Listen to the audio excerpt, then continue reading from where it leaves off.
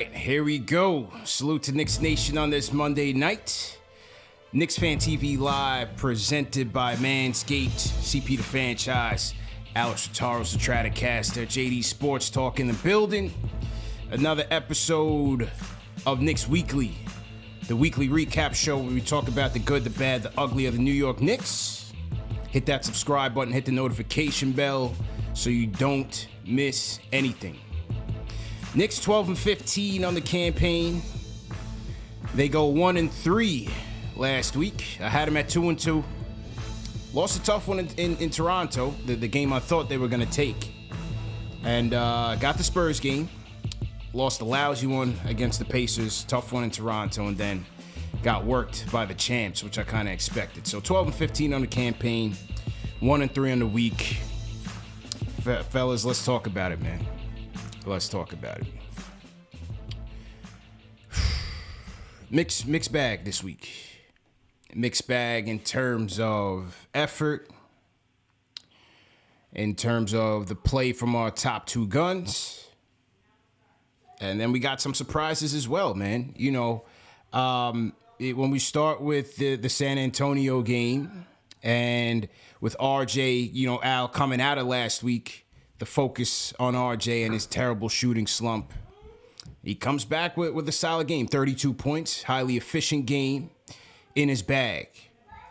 Then you have a lousy effort against the Pacers, a close game against the Raptors, and then again you get watched by the champs, man. What did you take away from this week? We're just not in sync, man.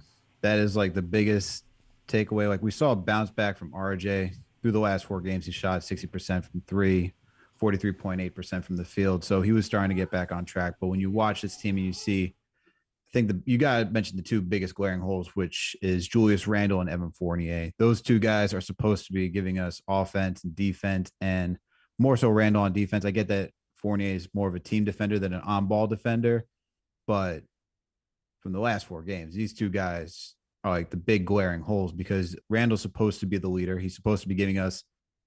He's supposed to be giving us the points, giving us the rebounds, creating for others. We're not really getting that. We're seeing him hesitate on shots that he should be taking. We're not seeing him get to the spots that he's comfortable taking, which is that right baseline jumper that he loves to take. He's just in his own head, as JD pointed out on the show yesterday. That's probably the biggest takeaway. And then Evan Fournier, he is just a zero, man. We can't. He needs to get back. After what we saw from Quentin Grimes yesterday, there's no excuse why Fournier should be in this lineup. I know there's some politics because he's the guy that got paid. He got the 4-year deal, even though it's really a 3-year deal with a team option on that 4th year. So it's really like 56 some odd million that he's really owed. But he's not giving us anything, man. You know, like throughout all these games, he's in there for a little bit. Blaming stakes is causing his performance. It can't have it, man. Can't have it. Those are my 2 biggest takeaways. JD, how about you, man? So those are good ones, Al. Go ahead, JD. I mean, listen, how can I not double down on, you know, we talking about biggest takeaways for the week, your best player, you know, Julius Randle. It's at a point now where is he our best player? You know, this week he averaged 13 points per game on 35% shooting from the field. You know, that's not, you know, going to get it done at all. And at any stretch, I mean, if you're scoring 13 points per game, better be averaging 12 assists per game, you know, in terms of making sure you're impacting the game in other areas. And, you know, it's a tough stretch for him. And as I mentioned, I think he's at a point where he's lost. I don't think he understands. He knows what he needs to do out there on the floor. He's playing with different combination of players. And it seems like a lot of the, you know, the different things that Tibbs has tried to do around him is I don't think it's working. And I also think we're not helping him out and force feeding him in certain situations where he hasn't been successful this year. You know, why do we continue to, you know, isolate him? Why do we continue to have him bring the ball up? You know, so this is a player that's struggling. And on the coaching end, I don't think Tom Thibodeau has had a good week from a coaching perspective. So to me, I'm looking at Randle, I'm looking at Tom Thibodeau, and on the positive end, Obi Toppin and Quentin Grimes had a very, very positive week. I know Obi ended the week being out, but he had a career day against the Raptors. So I think at least as we look ahead now, you're looking at some of these young players. You're hoping that you're going to get Obi Toppin soon, and you're hoping that Quentin Grimes builds on his career day. So the Knicks have something to look forward to on a minor end in terms of building with the young players. But grand scheme of things, big picture, the season, playoffs, you need your best players to come through. You need Evan Fournier to come through, and you need Julius Randle to turn it around quick. Quick, fast, and in a hurry, man. I thought you said it well. And I agree with you, man. I think Julius he's in a tough spot right now. Took 12 shots against the Spurs. In a game where here's the thing, you like the fact that he's unselfish. You look at the Spurs game, the Raptors game, and even the Bucks game. To the Bucks game to a fault. I thought he was a bit too unselfish. But when you're coming up, especially in that Raptors and the Bucks game, and give credit to the Raptors, I thought their defensive scheme was excellent. In that 2-3 matchup zone, confused the hell out of the Knicks, held us to 87 points. It was an old school, grinded out game, and it was going to come down to the last possession, which it did. But he's got to figure out that balance of when to take over, when to be aggressive, and when to make plays. Like, he's got to still realize that he's out there with a bunch of role players. And the reason they're role players is because they're going to be inconsistent at times. So, yeah, you want to make that extra pass to Fournier. You want to make that extra pass to Quickly and to RJ, but those guys aren't always going to bail you out. So, like, you're looking at the Bucks game, and he's got moments where he's got the lane wide open. And he's passing it off. Wide open shots, and he's passing it off. You got no RJ, you got no Burks, you got no Obi. Who else is out there to help you? Yes, D Rose is out there. We know that, and Fournier could be capable at times, but I feel you, man. I think he's really lost in the shuffle now of when to dominate and when to be more passive and get his guys into a rhythm. And so that's what you see now. Now, the Pacer game, for some reason, Sabonis brings the best out of him.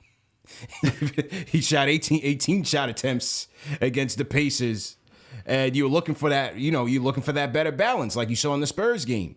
But for some reason, when he sees Sabonis, he sees green. And so he's going at him. And, yeah, I think he took the whole team out of a rhythm, 6 of 18 from the field, minus 22 in that Pacer game, 2 for 6 from downtown.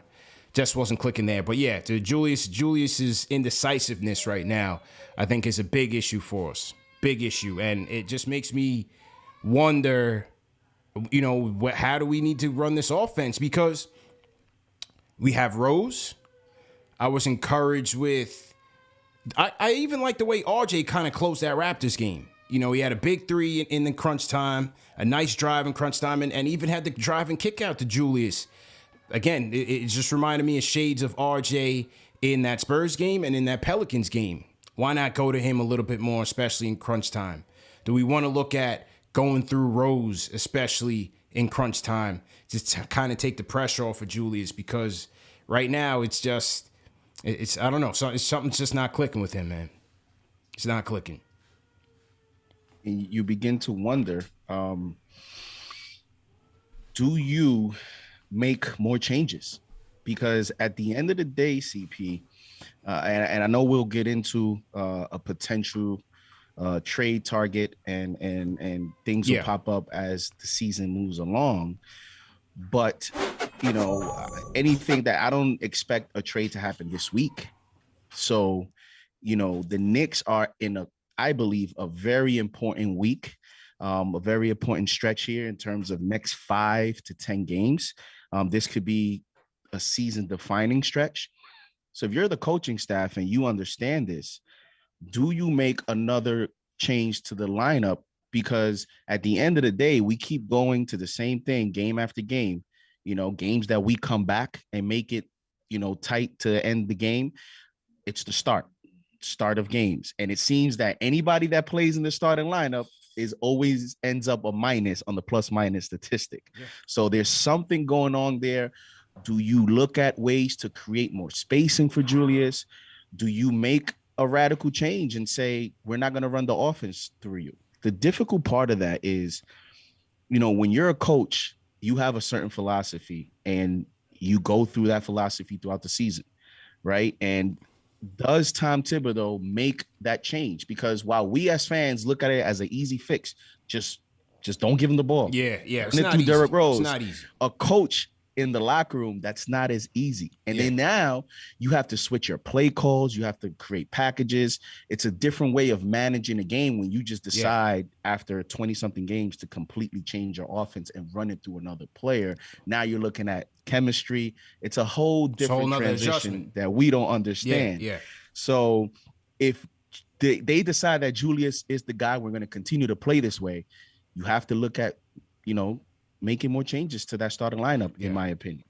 Well, for me, Al, and you touched on the struggles of Julius and Fournier as a tandem, and that's our stat of the week, man. That is our stat of the week because that Julius and Bullock tandem was pretty potent, man. Even though Bullock was a limited offensive player, they did finish that 2020 season on average with a plus 3.2 net rating. So far right now, Fournier and Randle averaging a minus 7.9. It's just not there, man. It's just not there. Like I said, between the indecisiveness from both players, Fournier, to me, not taking great shots, defense just getting blown by. One of the things with Fournier is that number two, he's not creating as much as he did last year with the Magic. He's not creating as much. I think he's down to like 1 assist compared to about 3 on average for his career. So he's not creating as much. Doesn't seem to get much separation. And then on the defensive side of things, he's getting blown by. So as I said in previous shows, my change to the lineup, I'm figuring out how we get D Rose from start to close. I'm going Burks at the 2. I'm going RJ at the 3. I bring Fournier off the bench, Randle, and Mitch.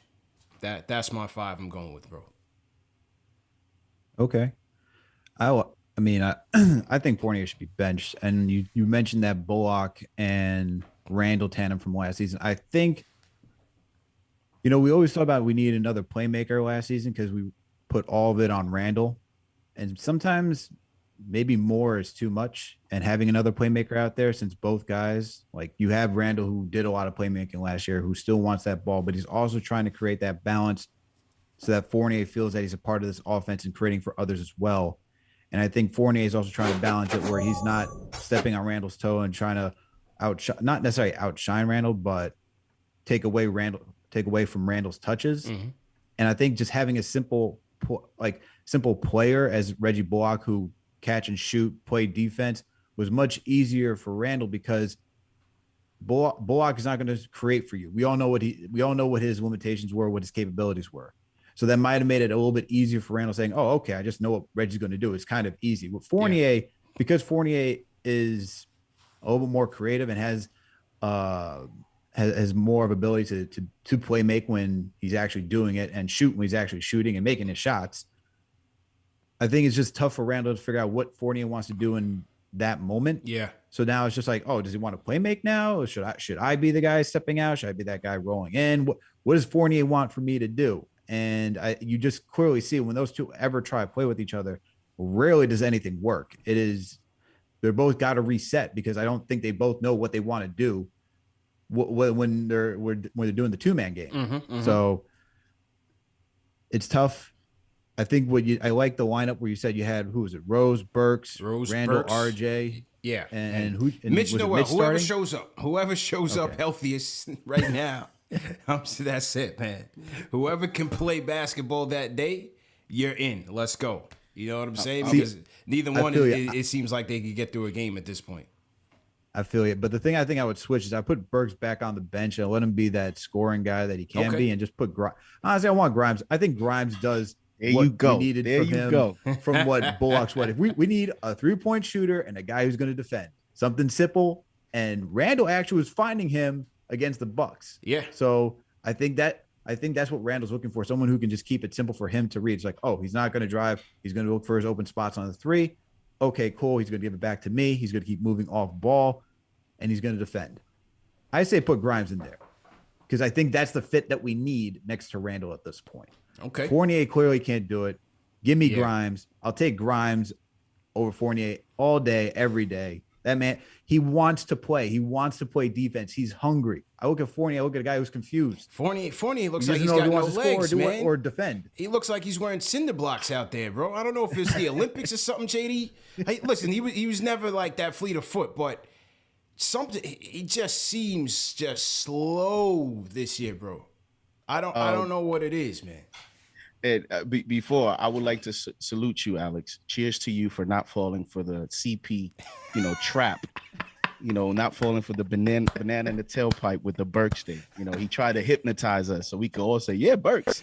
But I will say, CP, that I did agree. I did call on your show on WFA, and I did say that I wanted Burks to start. But after that performance, and piggybacking off what Alex said, when you look at fit, at this point, every move that we make has to revolve around getting Randle to get going. And so when you look at some of the things that Burks does, one of the things he struggles, in my opinion, are consistency issues and then lackadaisical play. You already have Randle playing lackadaisical. So you don't want to have, you don't want to double that issue at the same time. At this point, I'm looking to put energy around Randle. Maybe that'll get him going. So I would rather put Grimes. You don't want to have Grimes and Fournier off the bench because you want to have some playmaking, some shot creation. You're already going to take Rose out of that equation by starting him. So I rather put Burks now with Grimes, and we have some playmaking ability coming off the bench. So to me, it's about fit and it's about Randle. Now on Fournier, CP, if he does one more step back 3, bro. And they are way off. I'm like, yo, what are you doing? Off of 1 foot. What are you doing out there? Forget the 50 burger wave. We need to start what you say. We don't need that, man. We don't need that step back, bro. Have you seen that? It seems like every time he tries to get going, whether it's a step back 3 or step back, whatever, he's doing all these step back shots I've never seen him do. And when you see that, you actually start to see a player that's just lost himself. And again, I hate to go back to Randle, but you saw at the beginning of the year, it was successful, the 2-man game. Yeah. But Randle was playing well. And so I think Randle not playing well, losing his confidence, everybody looking to him as a leader, I think is just discombobulated the whole roster. Everything. I think Fournier has followed suit. And now Fournier playing with him is trying to figure out, how can I be effective? Yeah. Because my best player is not being effective, and I don't know what I should do. And when that happens, you look slower, you're less effective. And this is why, people wanted Lonzo Ball here, and I get it. It's just a different animal playing in New York City. He had a great interview with UCP, but there's something about playing in this city that is just totally different. Because you get tested here. When you get tested in this city is when you have that 2-3 game stretch where you're just not playing well. That's when you really get tested here, because how you respond to the pressure, to Knicks Twitter, to articles, is what makes or breaks a player in any sport in this market. Good points, man. Let me hit the reset. Salute to everybody in the chat. Once again, hit that thumbs up button for you boys. Knicks Weekly presented by Manscaped, CP the franchise, Alex Rotaros, my guy JD Sports Talk in the building. What do you guys think, man? Hit us up, 657-383-1509. It's the number to call, or hit us up on the KFTV Discord. I'm out here flexing the new graphics. You know what I'm saying? We got the new machine up and running. Graphics is looking smooth. Transitions is looking smooth. Hit that thumbs up button for the upgrades. Hit that thumbs up button for you boys. You guys don't know, man. CP was, backstage, he was gloating and hyped. Oh, yeah. Man. This guy is happy. Man, for a little while, that the highlights were skipping all over the place. I couldn't rock with my KFTV live transition. It's intensive. It's very resource intensive running the show. You know what I'm saying? So we have to make the proper upgrades. We always preach excellence on the show. You know what I'm saying? Excellence or nothing. So we just had to do what we had to do. You know what I mean? I had to do what we had to do. Shout out to Fugazi in the chat. Fugazi said, I need the link to the KnicksFanTV snaps. Right now, sir, we are on back order. Can't get them right now. Absolutely Serious sold back out. order. If there's somebody in the chat with a KnicksFanTV snap, hold on to it for dear life. It is now a collector's item. Do not give it up. Do not sell it, because right now we're trying to get some new ones, man. So just hang tight. Trying to find a new plug, but right now we are on a shortage. So that is that. All right, so let me get to the phones. Real quick. Salute to everybody in the chat once again. Oh, before I get to the phones, Obi, yeah, big week for Obi. Obviously, the career high in Toronto. A hungry play, JD. Me and you talked about this today. Hungry play, man. He's looking for his minutes. Toronto, 19 points, 10 rebounds. Had the between the legs dunk in Indy, although it was for a loss. Look, you just gotta like the energy that he's bringing to this team. I like the way that he's moving without the ball, setting screens for his teammates. Just very active. As we said, we need that energy out there to give this team a lift. Now, couple things, the lack of three-point shot is what took him out of that Toronto game. And a lot of fans were upset about that. But if you watch the game, Toronto wasn't even paying attention to him in crunch time. And that makes things harder for everybody else, especially when they're in that zone. So I understood Tibbs taking him out of there. Didn't necessarily like us going super small because it ended up costing us, rebounds in the end. But nevertheless, I liked Obi's week, man. Had a good week. Yeah, he had an outstanding week. And his confidence continues to grow. And that's very important for a player that came into this situation with a lot of pressure, being, that high lottery draft pick, playing behind Randle, who the team made a big investment on this offseason. So, we talk about the mental issues and the psychological issues of this team. You like to see, him grow confidence, because a lot of these young players, that's the number one thing that sometimes derails their development, especially in New York. And so, it's encouraging that he had that career night. I'm hoping to get him back. I don't know if we have an update on his status, if it's going to be.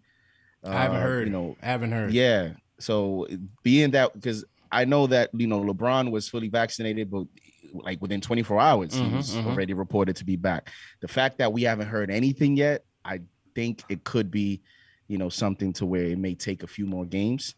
But again, when we talk about starting lineup changes, listen, CP, I'm at a point where, Alex said throw Grimes in there. I'm at a point where you might have to throw Obi in there too at the at that 4 position and put Randle at that 5 for spacing. And because I understand the philosophy, and I was a proponent of the 48 minutes of rim protection. Yeah. But the problem is you're not getting 48 minutes between Noel and Mitch. So how is that philosophy? Right. How are you going to execute that defensive philosophy where you don't know what you're going to get between your two centers? You're talking about a center, Mitchell Robinson, on a contract year. To me, that's an indictment that he got benched. I understand they're using the conditioning thing as an excuse. Yeah. But you're bringing him off the bench in a contract year. So at this point, if you're not going to get anything from Noel, why not start Obi at the 4 and give more energy to the starting lineup and give him an opportunity to either boost his trade value? So what are you going to do? You're going to put $10 million on the bench? You're going to put $30 million on the bench? I mean, we want to put Fournier on the bench, and he's, 70-something? Might as well put – CP, you might as well put the whole offseason on the bench. I mean, look, I wouldn't mind either one of them on the bench. I don't see either one of them going to the bench. You know what I'm saying? Yeah, Fournier ain't I don't see it either because of Tibbs. Yeah, but you're going to park 3 years, $30 million on the bench. I don't see it at this point, man. I don't see it. I think I don't even see them bringing Mitch back. How do you invest that amount of money in your two bigs and you can't even rely on them from night in, night out? Well, I guess under that scenario, you would be looking at taking, I guess, Noel completely out of the rotation, because if you're putting Obi, you still, like you said, you still want to play Mitch because you don't want to lose him for anything if he's not going to come back.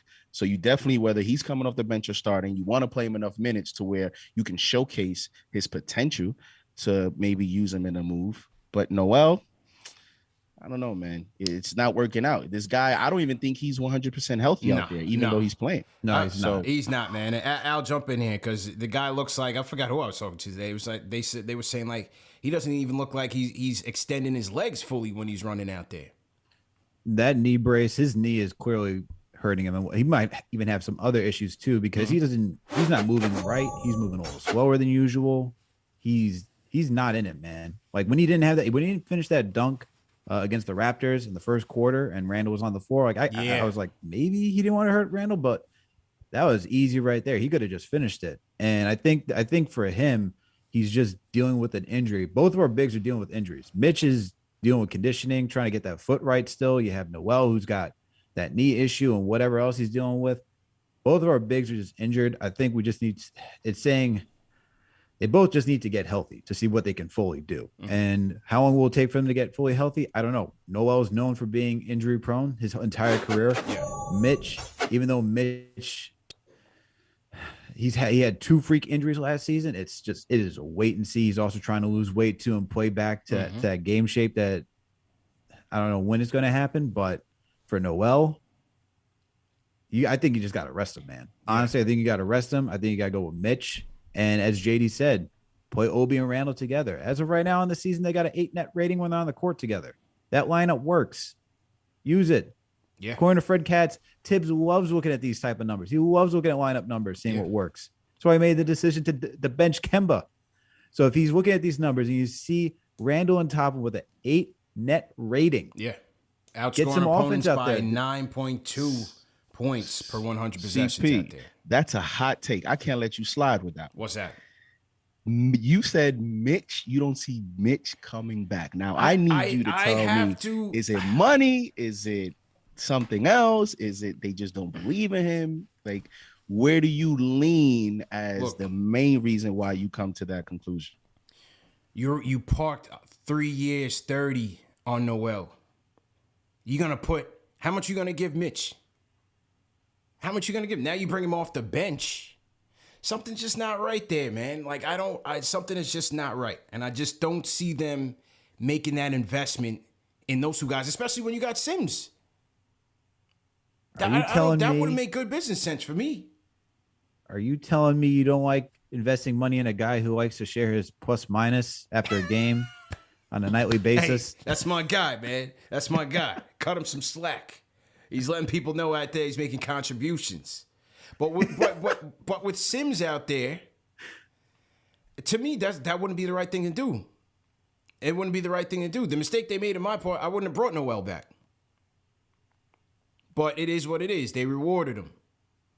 Mitch is my guy, but how do you sign both of those guys to double-digit numbers on your books, and then you got a guy that has the same skill set as them on your bench on a rookie deal? I don't think that happens.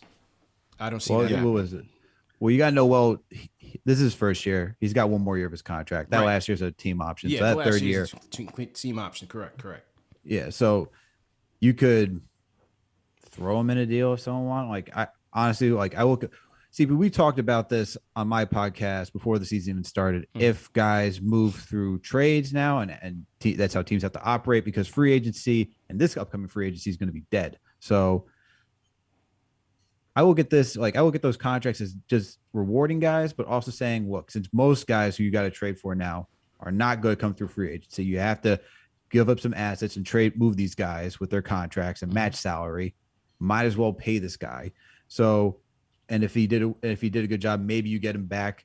But it's also like I'll cut Noel some slack because he started off the season pretty well until he injured that knee against Philadelphia, because he did a good job against Giannis first time back. I think that was his first time back, and then he was doing a good job against Philly as well. Gets hurt, and he's just laboring an injury.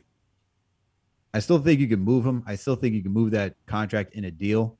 With regards to Mitch, if you're not planning on signing Mitch, then you got to trade him sooner rather than later. Like trade deadline's coming up. Well, it's about to start, but trade deadline will be here before you know it. Season's already moving quick. We're over a quarter way through. You know, those Miles Turner talks.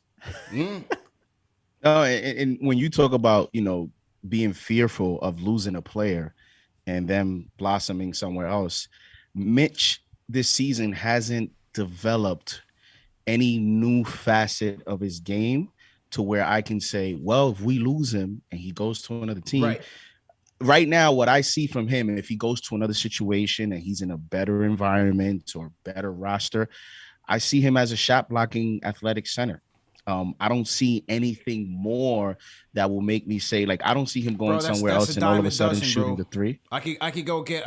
They should have. To me, they should have went and got JaVale McGee instead of giving Noel that money. You can go out and get a JaVale McGee to give you the same production that these guys are giving you for half the price.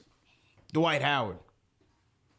So that's why I don't see it, but we'll see. Let's get to the super chats and then the phone. Salute to everybody in the chat once again. Hit that thumbs up button for you boys. Shout out Fugazi, $20 super chat says Randle or RJ has to go. We can't have two left-handed dominant players who can't go right and save their lives in the same lineup. Ryan Manimal Chuck D, $10 super chat. Everybody throw a hashtag PE in the chat. He says, we started as a bad team last year. Tibbs coached with fear or else. Randle was anointed. Everybody fell in line. Rosentaj co-signed. Reggie Noel served. Rookie scared. Team doesn't know each other. That's fair, but I don't know. The one thing though, Chuck, even though they didn't know each other that much last year, they played hard. You know, they played hard. Now we're questioning the effort of this team. That, to me, that's not a good sign, man. That's just not a good sign. 20-something games is a topic. 20-something games. 20-something games, and we talking about effort. So I don't know if they tired or what, but to that early, I don't know. That's not a good sign to me, man. Let's go to the phones. Let's go to CeeLo in Miami. CeeLo, what's going on? Hey, what's up, you guys? How you doing? How you doing, bro?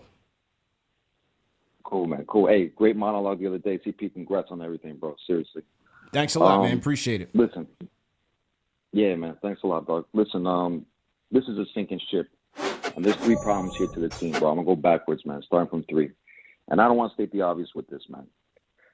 We're supposed to get a higher return on our investment from what we're getting on the from what we're losing on the defensive end to what we're supposed to get on the offensive end.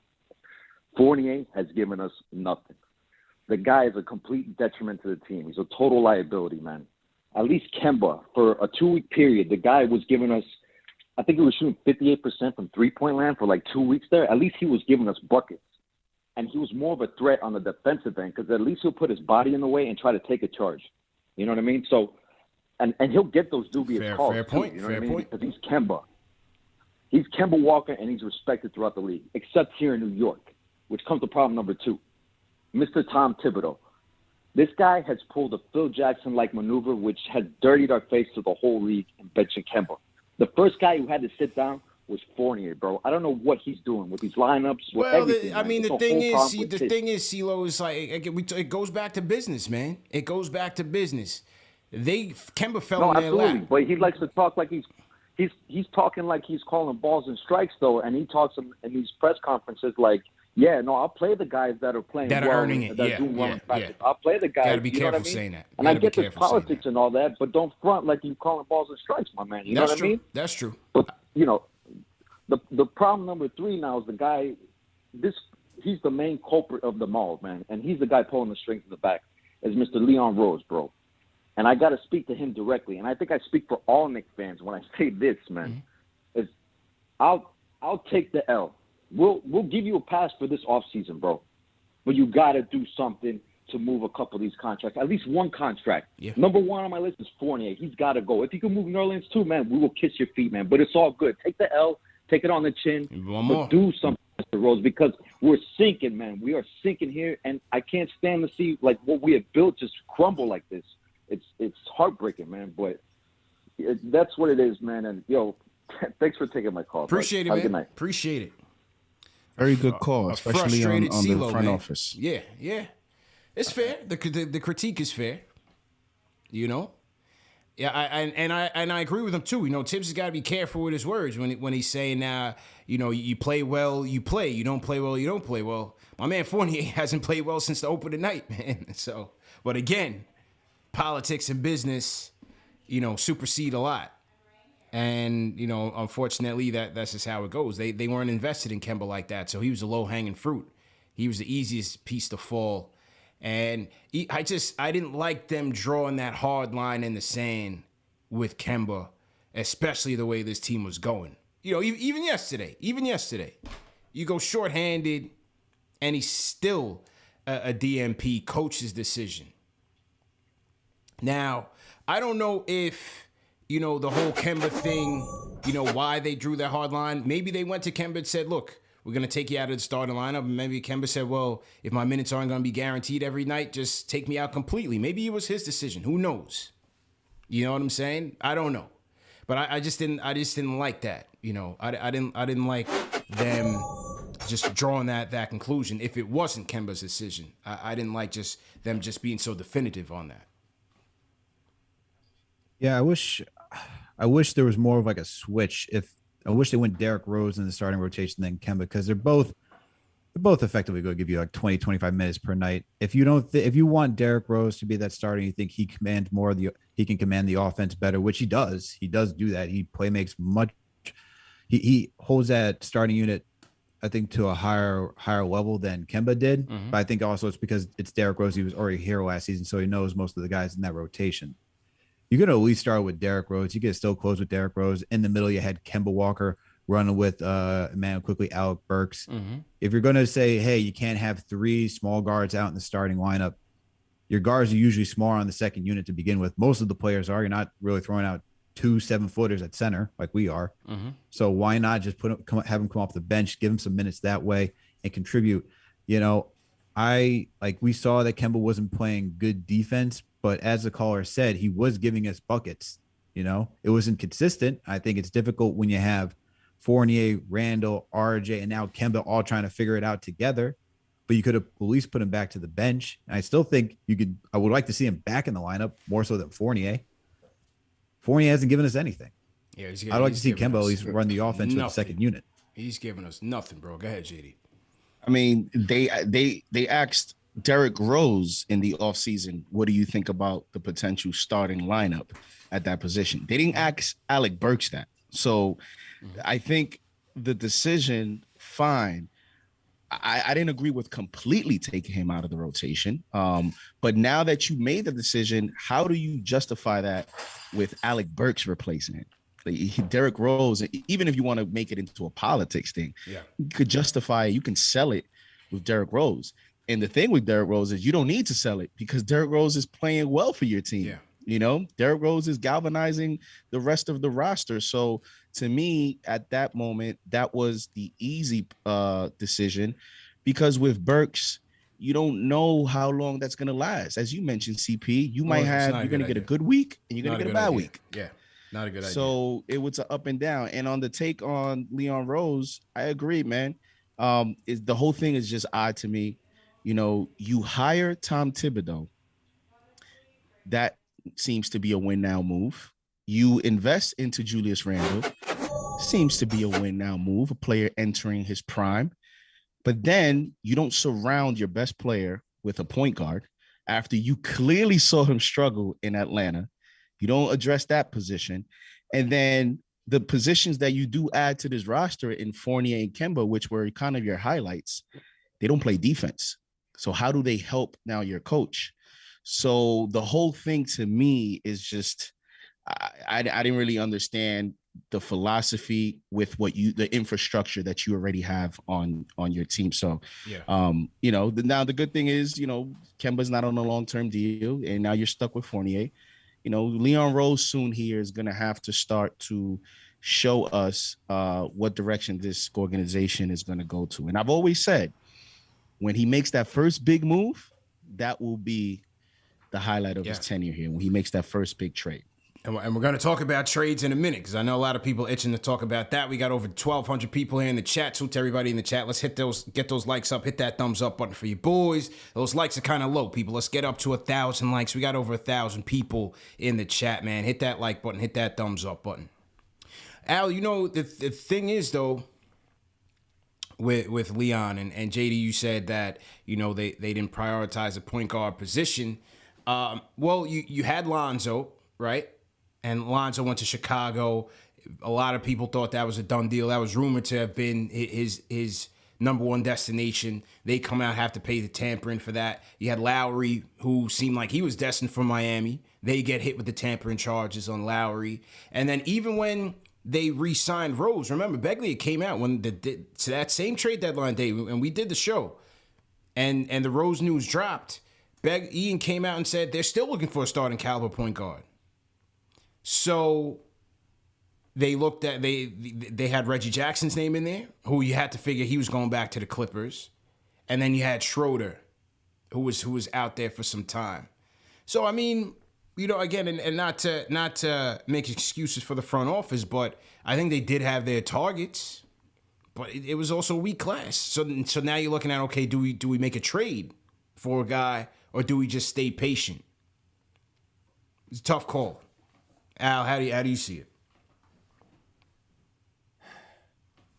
I don't know I'd have to look further into the trade landscape. So I don't know who's necessarily out there that, you know, we want. Like, we hear the rumors of like Ben Simmons. Sure, we hear we hear that rumor is out there from Shams today. But if we're looking for like point guard, you can either, like I said, you can either reinsert Kemba and see if he wants to do a bench role, or if you drafted a guy in Deuce McBride, they could also use too and get him some burn too at the point guard. Or you can also just trust Emmanuel quickly to run the point guard too for your second unit and move Derrick Rose up to the starting unit. Yeah. Like, this team has options. This team has depth.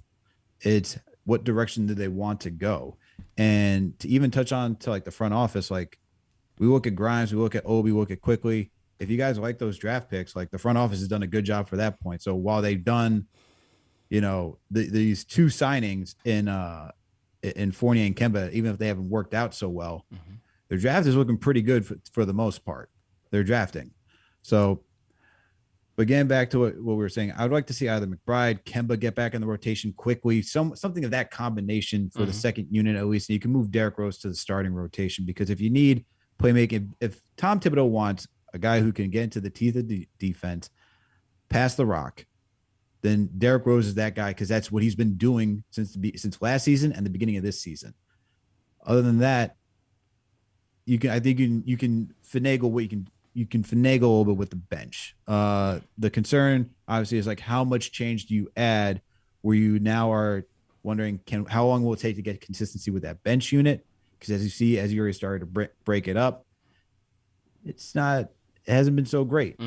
Well, we're since Kemba's bench, we've been 2-8. So all those changes have now thrown everyone a little out of sync. Quickly's going through a little shooting drought. You know, Obi Toppin is still getting his points, but he's bringing a lot of energy running the court. Just got to look for him. Derrick Rose is playing with the starting unit. He's still been consistent. But everyone's just out. Burks is out of it right now. Everyone's just trying to figure it out. And all this change for all these guys, you know, we talk about consistency, which is another reason why we brought most of these guys back, is to have consistency, because we haven't had that in so long, since like the 2013-14 season, after a successful 2012-2013 season. So that's the concern, though, if you start tampering, or not tampering, but start modifying all these rotations. Randle threw all this off, bro. Yeah, he did, man. Randle having a great year threw everything off. Everything. Because for the same reason that they had to re-sign him, I don't think they could trade him now. At least not this year. And we're going to talk about that. We're going to talk about that in a second. Let me get to two quick calls, and then we'll go into the whole Ben Simmons situation. Let's go to Mr. Johnson from Baldwin. What's up? Yo, what's good, man? How you doing? How you? Good, bro. First of all, congratulate you. You know, you're doing big things. Appreciate it, man. And if you didn't get your press pass already, you know, let me know if you want to roll to the game tomorrow. Yeah. Yeah. It'd be damn. Oh, you Yeah, got but the press pass. we got no. Nah, I don't got a press pass. I don't got a press pass. Let me keep you posted on that. I'm gonna hit you after the game. All right. Yeah. We need to play the young players. Yeah. We need to play the young players, get rid of Tibbs, and we thank goodness we didn't get Zion because we really have been crying. And RJ, he's overrated. He's good in his own head, man. He missed 8 shots in a row and nobody says nothing. And if you look, Tibbs barks on everybody but Randle. So you want that same accountability? Yeah, and I've been seeing Worldwide West, whatever his name is, and Leon. You see him in the beginning of the season when he was winning. They was at these games and they was smiling and they was all happy. Now you watch, they sitting on the sideline, they on their phone. Dolan has to be like, yo, what happened? Because I thought my ticket was going to be worth some money this year. It's going all downhill. Yeah, how's it looking on the secondary market, man? Yo, I heard tomorrow's game is crazy though. My man hit me, said they want like $400 for the upper deck. Listen, my tickets are still available. So like I said, we'll talk later. Yeah. If you want to roll. But yeah, I had the floor seats and they sat me right next to Randall's wife, so I couldn't even boo when he was messing up. I saw that, man. You were compromised. Bro. I remember you sent me the joint. Yeah, and I didn't want to get kicked out, Yeah, nah, of course, man. All right, man. Yeah, I'll hit you later on. I'll keep you posted. All right, man. Later. Yes, sir. Appreciate the call, man. My guy Lonnie Johnson, long-time season ticket holder. Yeah, he's in the mix, man. He's in the mix. Definitely in the 100 sections, holding it down. Shout out my guy Lonnie, man. I see Jay from Florida in there. We're gonna get to Jay in a little bit, man. I wanna keep the mood light right now. We're gonna get to Jay in a little bit. I see KiingDeej on the Discord. Deej, we'll close with you tonight, so just hang tight. Salute to everybody in the chat once again. Let me get to the super chats. Salute to KnicksFanTV Edgar. He says, need CP at the 1, Alex at the center, JD at the 3 for Evan. Let's go. JD, you're going to be at the game tomorrow. Yes, sir. Yeah. And I can only laugh because I knew Curry was going to do this. I knew he was going to be 2 3-pointers away. He was 1 for 6 in the first half. And to me, he did it on purpose.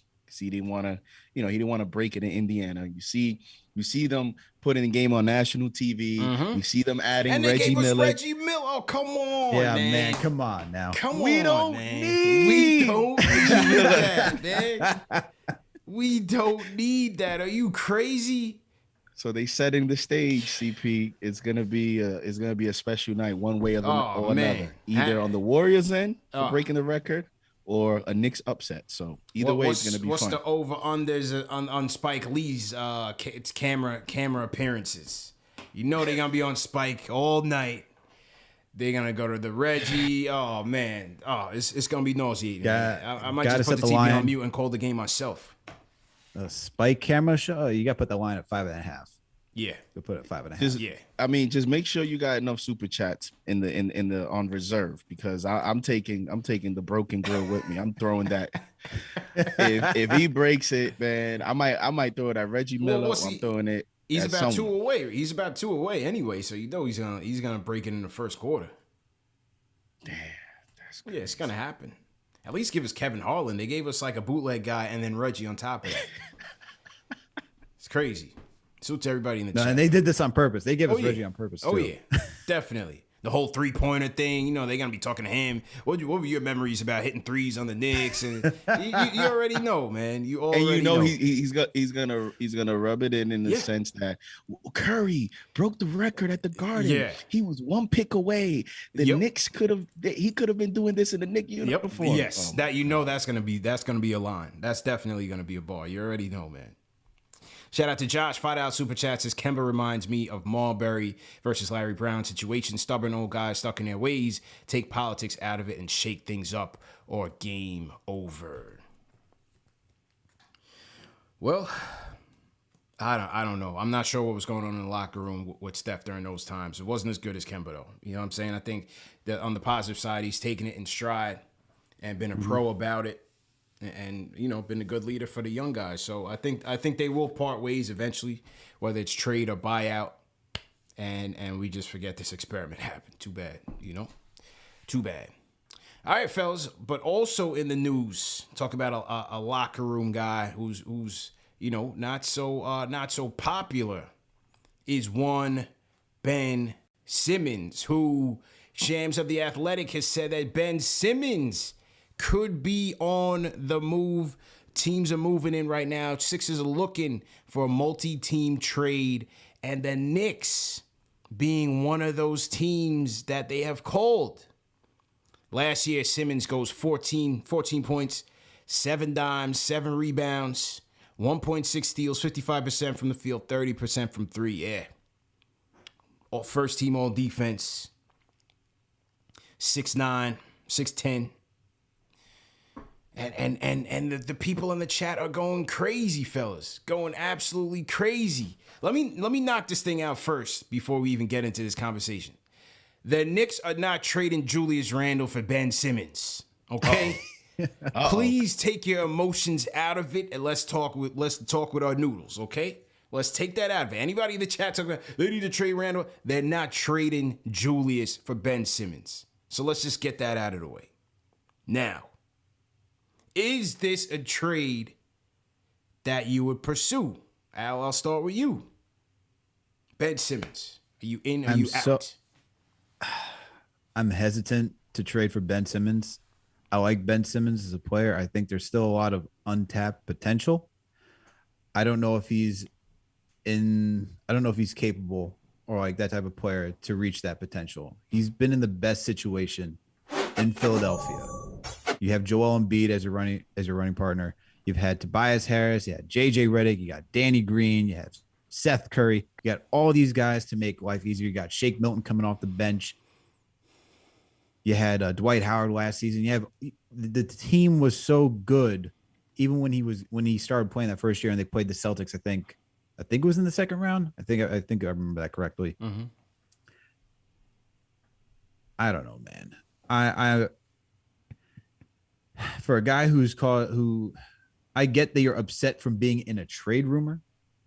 That really shouldn't make you that upset. You're being in a trade talks for James Harden. That should tell you how good you are. Yeah. I'd probably pass. As much as I'd like to see Ben Simmons, I think all of this is just it's maybe sour on him as a player. And I think you don't need someone who hasn't been fully committed to the team by improving himself. He hasn't even taken a jump shot. Right. We just need you to take a jump shot. You're not even going to take a jump shot. So why would I want a guy who doesn't even want to take a jump shot on this team, who's yet to show that he's willing to take that next step to be that better player, and you're going to invest that much money into? That's buyer beware for me, JD, man. It's buyer beware. Look, on the surface, he checks a lot of boxes for us. The defense, the rebounding, the passing, wizard. First team all defense. Solves our perimeter defensive issues. Gets on the boards for us. Can solve our rebounding issues. And can facilitate. Floor general. The shooting woes. The shooting from three. The free throws. What do you do with him in the half court? Can he and Randle coexist? You're not trading Julius Randle for Ben Simmons. The Knicks wouldn't do that. They would be bringing him in here to play with Julius. And then everything that has happened with the Sixers in the locker room, is that the guy that you want to bring here? You want to bring that to New York. He flamed out of Philly, but you want to bring that to New York? That's a mistake for me, bro. With the money that he has right now, with the contract that he has, that's a mistake for me, bro. I can't take that on. You check on it. Always check on it. You do your due diligence as anything. But for me, I'm not going there. And we can talk about if the price is right, but this is Daryl Morey on the other side. And you better believe that if he, I mean, what's the best package that we can give? You mean to tell me that in these months he couldn't get that somewhere else? Yeah. It's very clear that the Philadelphia 76ers are looking to get a top 30 player, something around that range. I mean, that's what they've stated, because they have a guy, a cornerstone franchise player in Joel Embiid that Daryl Morey wants to, add to. He's a win now GM. So first, I think you would need a 3-team deal to even facilitate a trade. Even if you wanted to save Randle, he wouldn't fit in Philly, so he would be going to a third team. But in terms of Ben Simmons himself, when you look at that salary, CP, that he checks a lot of boxes. When you talk about what's going on with our team now in terms of offensive rhythm, in terms of offensive movement, activity, you insert Ben Simmons and he solves a lot of those issues. Maybe your shooters now are having better nights because he's able to get them within the flow. However, to me, he's a 6'10" Rajon Rondo. And even Rondo in his prime still needed Ray Allen, Paul Pierce, and Kevin Garnett. And in this era, with the salary cap, you're adding 35, 37, and 40 million, which would be his next 3 years. When you look around the NBA, right now, Stephen Curry's the highest paid player at 45 million. You got James Harden at 44 million. You have LeBron James at 41, Kevin Durant at 40, Paul George, Kawhi, Giannis, Dame, Clay, Jimmy. I just named you in order some of the highest paid players going into 37 million. Ben Simmons is going to creep into that tier. Would you consider Ben Simmons in that tier of players? No. A lot of these players I just named you are closers. In other words, when you decide to invest that much chunk of your salary cap, are you trying to get a closer? Like, what type of player are you trying to get? He's going to be 13, 14 million more than Julius Randle. And we're over here having shows trying to figure out why Julius Randle doesn't have it together. What's going to happen when that happens with Ben Simmons? So I think a lot of it is money. Kind of the same thing with Dame. I have to stick to my guns. I've said no to Dame Lillard from the beginning. I've said no to Ben Simmons from the beginning. I think the emotions is a big factor today. We're trying to figure out how we can turn this around. Yeah. So a lot of players that pop up in rumors is like, yes, go get him. Go get Terrence Ross. Go get Ben Simmons. Taking the emotions out of it and being smart, I don't think this would be the best move with the current roster. But the thing is that a lot of people that are for it really think they would trade Randle for Ben Simmons. That's not going to happen.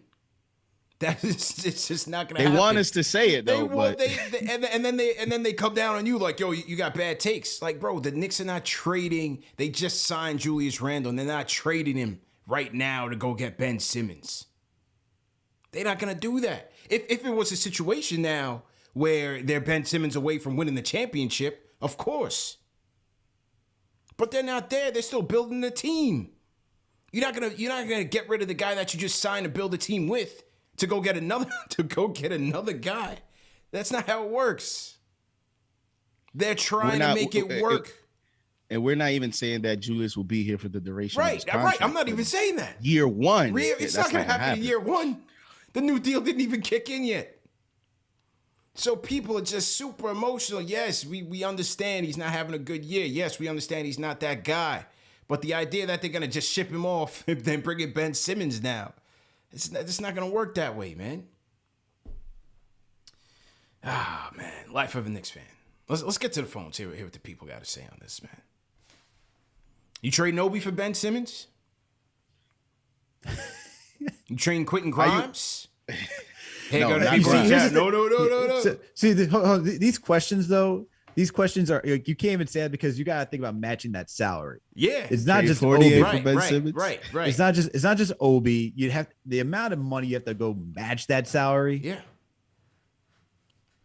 It's a lot. It is a lot.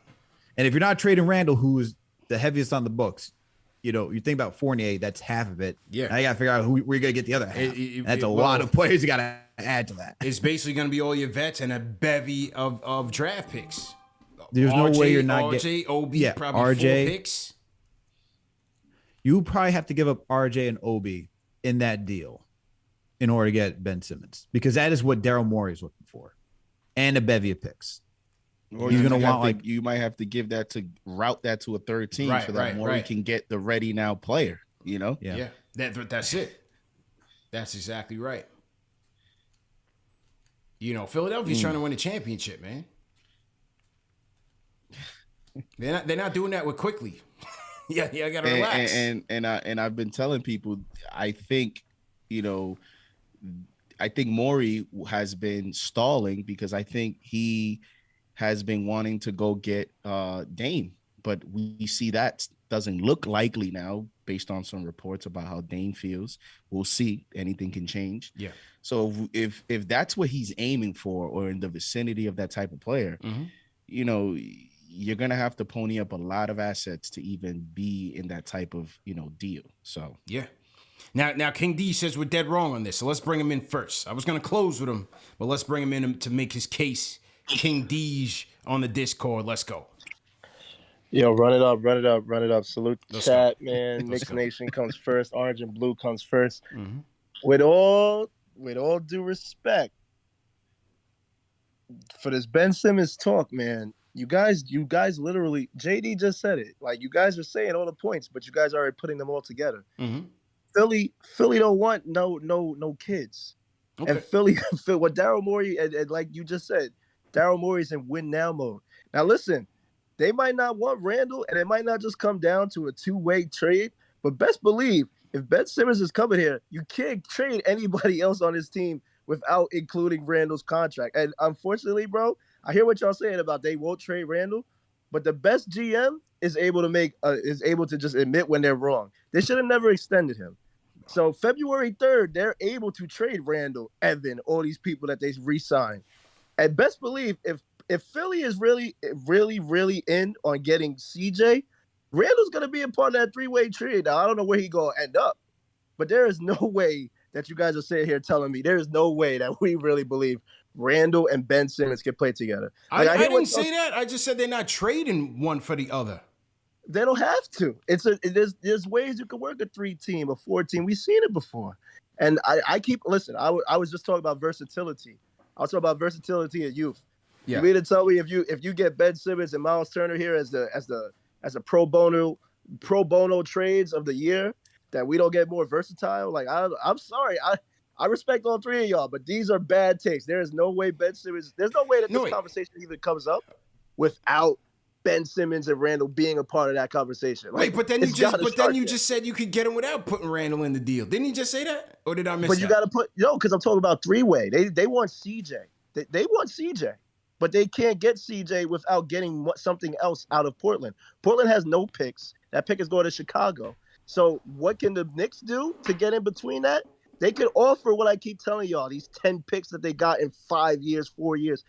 In 2023, they got like 7 second-round picks. If they want Ben, and if this, I believe in Shams, because Shams is the Bible, just like Woj, then I believe they're gonna get involved, man. And I just can't see in any real way Tibbs having Randle and Ben. I'm sorry, I love all three of y'all, but there's no way you're telling me that he's not gonna be included in this.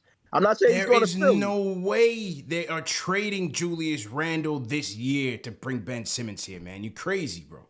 You crazy, I don't know. Bro. I don't know, because man. Sham said the Knicks are involved? Everybody throws the Knicks in a deal, man. You gonna be that gullible, Deej? Come on, man. Come on. But the best way that a GM can admit, because Leon was wrong. All these things that he did was wrong. But to you, he's wrong. How do you know he's saying that? Because if it's one thing to be wrong and stay the same, it's another thing to be wrong and change it. Like, after a couple months, bro, then you signaling to the fans that you don't know what you're doing. That's when you signaling to the fans that you have no clue what you're doing. It's not even a play-in team, CP. This is a draft lottery team right now. But you have to see it through. You got to see it through. You don't bail on it 2 months into the project. Then you telling the fans we had no idea what we're doing here. I don't know, man. I don't know. I just can't see Ben Simmons and Randle together. I don't see that in any world. I don't see it. I don't see him coming here. Hey, maybe it's just rumors. But I'm just saying, if it is accurate, if it is true, then I can't imagine that. I'm just saying, from my perspective, I can't envision that. I don't see that.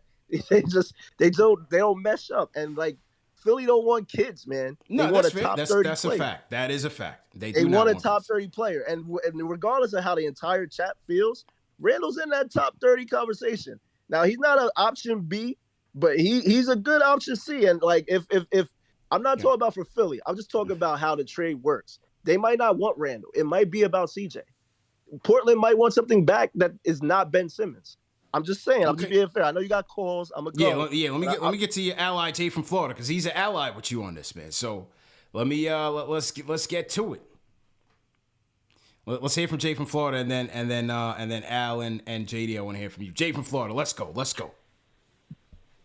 Yeah, this call is called The Honeymoon Is Over. Hit that like button, hit that subscribe button ASAP right now. If you're in the chat, hit that like button right now. Yo, your man Tibbs is a fraud. He waited till injuries and COVID to hit to play Knox and Grimes. Say what you want to say about Kevin Knox. He misses defensive assignments. What does Fournier do better than Knox? Knox is 6'8", 220, can hit the three, can put the ball on the court. You got to see what you got in these last couple months with Knox. I don't care. Tibbs values the W's over logic. This team ain't going nowhere. He got to see it. But if he wants to keep his job, look at what you got with Knox over the next couple months. Your man Mitch needs to be traded. You don't bench Mitch when you need to build his value, right? Right. Mitch has never gotten paid because he does immature things on the internet. He probably gets into bickering matches in the room while they're watching film. Come on, he's not a professional. You see why year after year, as much as he's been good, he never got the bag because it's like, do I want to pay this little kid? He looked like he eat McDonald's after every game. His nutrition is trash. His weight fluctuates. He can't stay healthy. I see why they don't pay Mitch. Charlie Ward was our last signed draft pick. Yeah. This is a problem. This has been a long problem. I was getting 4 chicken wings and fried rice in the Chinese spot. I met some random New Yorker, and that was his main conversation. We ain't signed nobody, a rookie, since Charlie Ward. That's a problem, bro. This is an NBA team. We've never signed a rookie. That's a big, huge problem. If you look at who we got in our office right now, right, I want to go down their resume. I want to smoke with Tibbs and Scott Perry, okay? Your man Tibbs drafted Chris Dunn, number 5 overall, in 2015 over Buddy Hield and Jamal Murray. He then turned around, traded Chris Dunn, Zach LaVine, Laurie Markkinen to Chicago for Jimmy Butler and James Patton. Got washed in that trade. He signed Jeff Teague to a multi-year contract, right? When Jimmy got mad, he then turned around, traded Jimmy Butler and Justin Patton to Philly for Jared Bayless, Robert Covington, Sarich, and a 2022 second-round draft pick. Tibbs has got washed in the GM seat over and over again. He's not the GM right now, bro. Running. What have they done that's comparable right now? And Leon Rose don't got no experience. They leaning on Tibbs and Perry. They got to be. Come on, man. Them cats don't got no experience doing the job, bro. Well, they should be leaning on Perry. But what moves have they made that's comparable, bro? We're not even there yet. What you mean? We haven't traded a They don't single got kid. no good history. That's what I'm trying to tell you, CP. This front office, the honeymoon is over. They don't have no good history making moves. Scott Perry, right, 2015. He drafted Mario Hezonja over Booker. Come on, man. Focus on his tenure right here. I'm giving you the Focus resume. on the tenure right here. I'm just giving you the resume so Okay. Knicks fans can see it. I'm just giving the resume. Okay. 2017, he picked Fox. Cool. You pick Fox. That's a W, right? He drafted Sabonis, traded Sabonis for nothing when he was at the Magic. He drafted Sabonis 11, traded him for absolutely nothing. Okay. This dude has a terrible resume as a GM as well. He's never made a meaningful trade as long as he's been a Knicks GM. These are the cats that's running the franchise. So when Knicks fans got this optimism for his front office, they've done nothing. They don't have a history of doing anything. Tibbs is a failure as a GM. He was an ultimate He's not the failure. GM here, though, Jay. He's not the GM. They haven't traded a single kid, but you want him to play Knox. You want him to trade. Yo. Well, you saying that he don't got no impact on the trades? He don't have no. I'm sure he does, but he's not the GM. You know Tibbs got say. He got say, bro. He got say in the draft picks. He got say in the trades. He moves and shakes. I think he got say, man. But like I always say, it boils down to the point. What are we gonna do? What's the focus here? Tibbs can't be so focused on winning meaningless games and reaching for straws. How are you gonna build this team organically? Are you going to bottom out? Are you going to focus on the draft? Or are you going to trade for a star? Simmons makes sense. You change your ideology as a team. You trade for Simmons. You run a Cavs-centric offense like Bron back in the day. You put the ball in Simmons' hand and let him run it. Let him run it with shooters and see what happens. But the philosophy we got to change. How we doing it right now is insane. We can't do the same thing over and over again and expect to be a relevant NBA franchise. We've been suffering for way too long. Every year it's up and down. 2013 over and over again. Carmelo carried us with 2012. 2013 we fell into the doldrums. Same thing happening this year. 20 years. Okay. Since Patrick Ewing left out that door in 1999, it's been the same thing over and over again. When will it change? When are they going to build organically? The worst thing that happened to Knicks, how are you building organically by trading for? So who are you trading for Ben Simmons, bro? Who are you trading for Ben Simmons? Man, you got to include RJ. You got to do Obi. You got to trade the farm. So, but play the kids. But you playing the kids. Enough. You wanted them to play the kids. Now you want to get the kids out of here. I thought you wanted to build it organically, bro. But he's not patient enough to build it properly. That's what I'm saying. So what are we dealing with? Are they gonna get rid of Tibbs? Are they gonna get a coach that wants to build organically? If you sticking with Tibbs, he's not gonna play the kids. He has no patience for the kids. He's all about years of service. How much years of service do you have by your name? That's how you get respect in his locker room, right? But like I said the other day, he's losing his locker room. Because if Mitchell Robinson is getting on Instagram and talking about his plus minus, if Obi's yelling at him on the side of the court, he's losing the respect of them young fellas, right? Randle body language is nasty. He don't got the respect he had last year. Something is wrong. It's wrong, bro. That's how I see it, man. So back to the point, if you're not going to draft and develop and invest in your kids, trade them all. Trade your picks. Get superstars in and let's see what Tibbs can really do. It can't be both ways. We got to make a choice. We have to finally make a choice. We got to finally make a choice, man. It don't work. It ain't going to work. It just ain't going to work. Like I said, Tibbs got a nasty resume as a GM and a coach. He loses his team after the first year. I know you're listening, Tibbs. How you doing? Scott Perry has never done anything relevant. All right, let me get to some more calls, man. Yeah. All right, man. Alan, JD. Let's get ahead and weigh in. Salute to everybody in the chat once again. Hit that thumbs up button for you boys. This is Knicks Weekly, man. We having a family discussion right now. Rate Jay's call in the chat. 1 being trash, 5 being facts. Rate it in the chat. What did you think about Jay's call? Yeah, let's get to it, man. JD, go ahead, bro. So his philosophy is to play the young guys, but now you're trading Obi and RJ, which means you're trading younger players for a 25-year-old. That would seem to be more of a win now move in that scenario, because still very young. Ben Simmons. He's still very young. But I'm saying is if you're trading a young core and you're not trading Randle, then that is a win now move because you're adding a player to Randle's timeline. You're not taking Randle out and bringing Simmons in. You're leaving Randle and adding another big contract. Yeah. So to me, you're aligning Randle and Simmons together, which means then from there on, you're making moves around those two players. Right. Which means forget the kids. Which means you're not winning anything. Exactly. You're not winning anything with Ben Simmons and Julius Randle as your top 2 core. And here's the other nugget. You know who's Ben Simmons' agent? Rich Paul. He's a clutch sports agent. Yeah. And just check the history between Leon Rose and his current team. They're not doing no business, man. Nerlens Noel, the lawsuit, all that stuff. Like it's people don't like the politics of it, and we're talking about it with Fournier. Yeah, politics is real in business, and when you talk about relationships, when you talk about business, he is a clutch sports client as well. Mm-hmm. That factors into business. It does. People don't like to hear it, but it does. They don't want to hear it, man. They don't want to hear it. Al, talk to me, man. What do you think? There's so much, man.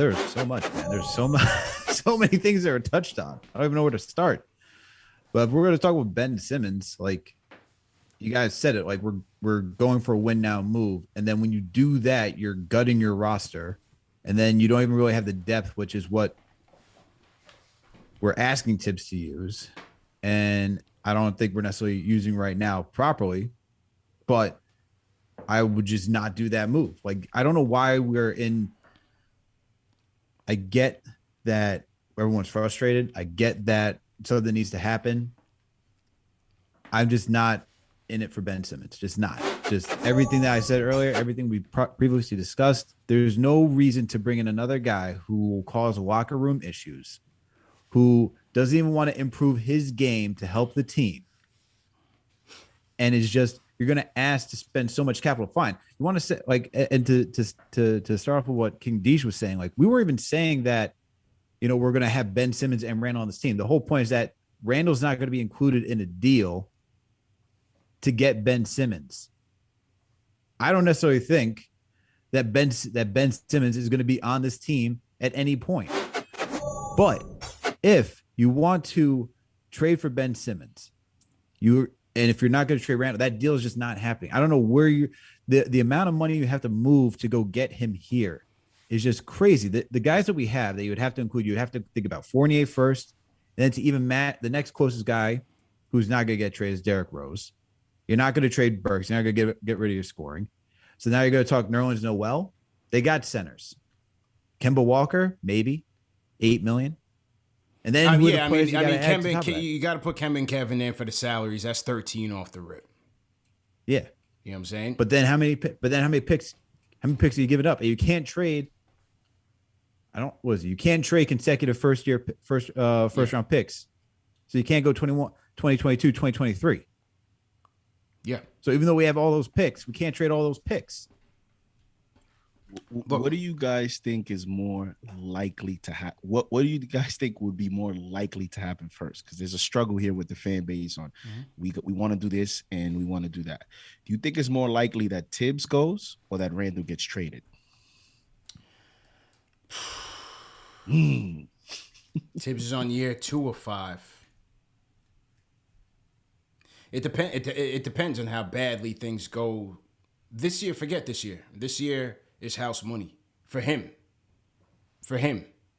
Next year, if they continue on this path, then I don't think he survives it. It depends. If they're still looking lifeless and not competing and he's losing the locker room, I think he'll be out of here by next year. If they're in the same rut. Let's start with Deej, right? Deej is like, okay, they're going to trade Randle to admit they're wrong. Who says they feel like they're wrong? It's the emotional fans that are saying that. It's the emotional fans that are pushing Julius Randle out the door. If you're a front office and you just signed this guy to an extension, the extension didn't even get warmed up yet in the microwave. Then you're going to turn around and flip him for Ben Simmons? What message are you telling the fan base? We don't know what we're doing. You got to let things sit and marinate, even if it don't work out. Even for a little bit. You're not going to trade him in the first year of an extension.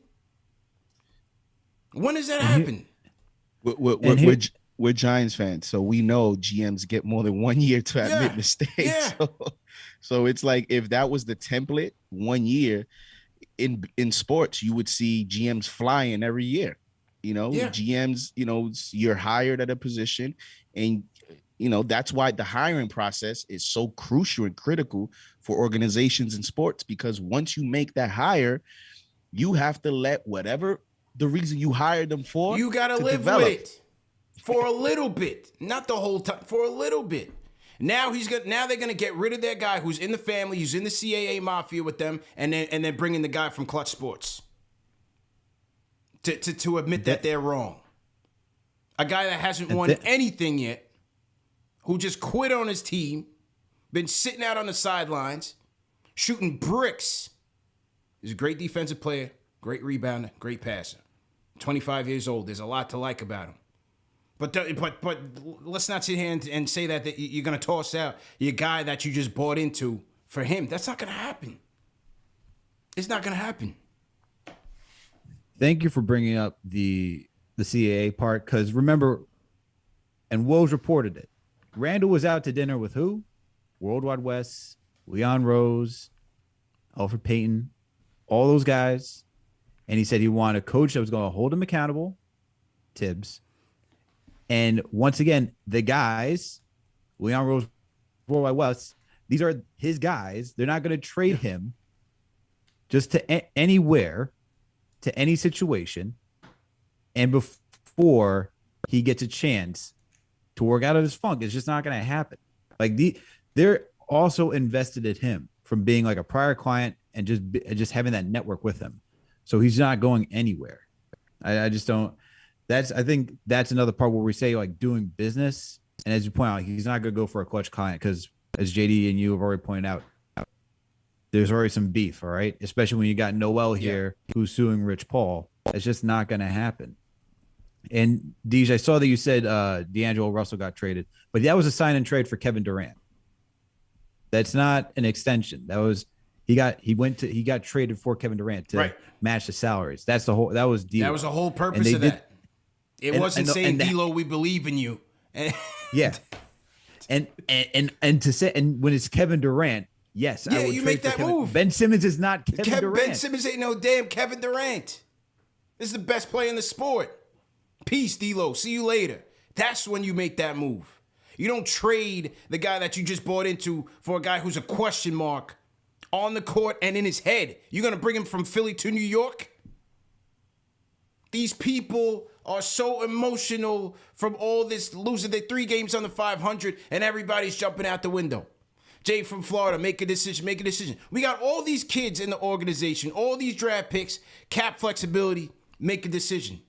All these vets that you brought in here are on team-friendly deals. They can all go after next year. You can find a way to get Fournier out of here. Eventually, you could find a way to get Randle out of here and still have Obi, right? You guys like Obi, right? You got Quickly. You guys like Grimes. You like what Grimes did yesterday? They could all still be here, and you could still be building organically. But now you want to give up half of them to go bring in a question mark in Ben Simmons and then build a team around Ben Simmons and Julius Randle. Then what are you going to do when you're mediocre with no draft picks and barely anything to build with? Paying one 20-something million and the other 30-something million. And the counter to that is, well, CP, they don't have to trade the kids because you could put Randle in there, but that's not going to happen. It's not going to happen. So we can sit here and say, yeah, go ahead, do that, reset, but it's not going to happen. It's not going to happen. Listen, and Jay made some good points. Perry's tenure, his career hasn't been the greatest. It has not been the greatest. Leon, the first 2 years, Leon and Wes, hasn't been great. You know what I'm saying? But at the same time, yes, the Fournier deal is going to turn out to be a dud. I get it. The OB draft with the whole Randle situation, not going to be great. Not going to be great. Right? They went into the draft. They wanted Duarte. They wanted Murphy. Weren't willing to meet the price. From what I heard, they wanted to go up and get LaMelo. MJ didn't want to make a deal. They had their targets. Good targets. The other team has to want to play and meet your price. I'm not making excuses for them. Like I said, there's a lot of questionable things. And Noel deal was whack. I didn't like that. But it's not going to cater. It's not going to, tank the whole franchise.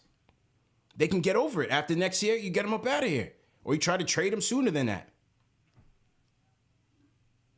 But 3 games under 500, and now everybody feels like, okay, we got to, blow this whole thing up and go get Ben Simmons to help us win. It don't work like that, man. There's 26 other teams in the league right now that's trying to build patiently until they get lucky and strike while the iron is hot. Everybody's doing that. We got to stay patient, man. You got to stay patient.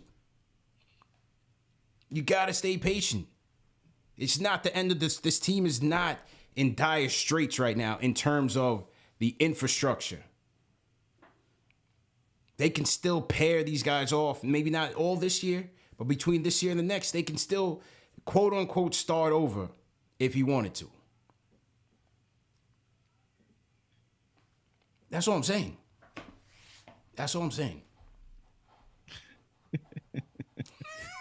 Shout out TM. I guess. Yeah, I'm about to say. It says CAA is our, we're represented by CAA.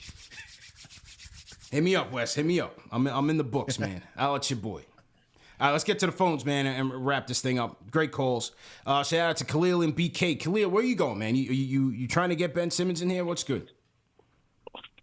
Oh, I'm so anti the Ben Simmons. Oh, first off, salute to CP, JD, Alex. Good to here with y'all. You hit that like button, subscribe.